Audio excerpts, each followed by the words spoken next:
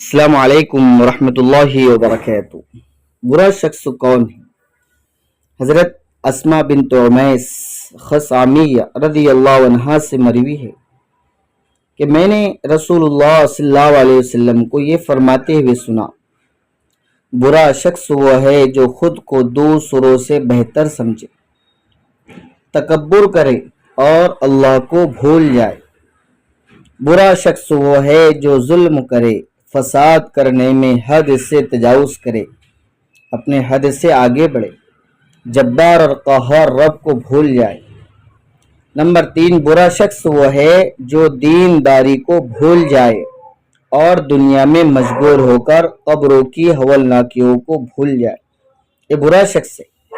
اور فرمایا برا شخص وہ ہے جو فتنہ پرور ہو، فتنہ پیدا کرتا ہو، نافرمانی میں حد سے گزر گیا ہو اور اپنے آغاز و انجام کو بھول بیٹھا ہو۔ برا شخص وہ ہے جو دنیا کو دین کے ذریعے کمائے، برا شخص وہ ہے جو دنیا کو دین کے ذریعے کمائے۔ برا شخص وہ ہے جو دین میں شبہات پیدا کر کے مشکوک بنانے کی کوشش کرے۔ برا شخص وہ ہے جو لالچی ہو، برا شخص وہ ہے جو لالچی ہو اور لالچ اسے زمانے کی ٹھوکریں کھانے پر مجبور کرے۔ کتنی خطرناک باتیں۔ برا شخص وہ ہے جو نفسانی خواہشات کا پابند ہو اور خواہشات اس کو گمراہ کرتی رہے۔ یہ نفسانی خواہشات یہ بہت خطرناک چیز ہے۔ ہر وقت اپنے خواہشات پر عمل کرنا، ہمارے خواہشات کو ہم اللہ کے حکم کے تابع کریں۔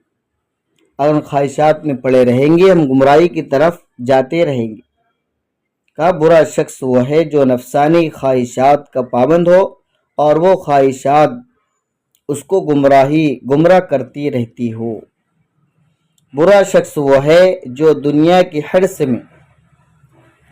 کی حرص یعنی لالچ میں مبتلا ہو اور یہ چیز اسے ذلیل کرتی ہو۔ ناظرین، یہ تمام باتیں ہیں برائی کی طرف لے جانے والی ہے، ہمارے کردار کو برا کرتی ہے۔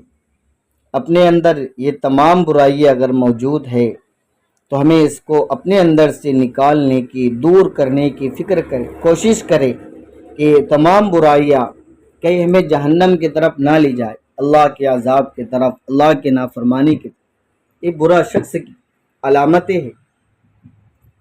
ناظرین، یہ تمام باتیں جامع ترمذی کی روایت میں، اس لیے گناہوں سے، برائیوں سے ہم اپنے آپ کو بچائیں۔